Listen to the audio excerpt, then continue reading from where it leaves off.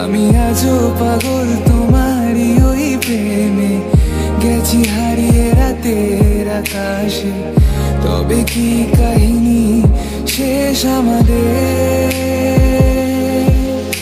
আমি ভাবি যদি আবার ছুতে পারতাম তোমাকে, সত্যি বা স্বপ্নই হোক এ দূরত্ব শেষ হয়ে যেত যে। ভালো লাগা ভালোবাসার তফাৎ কি যে হয় জানতাম না।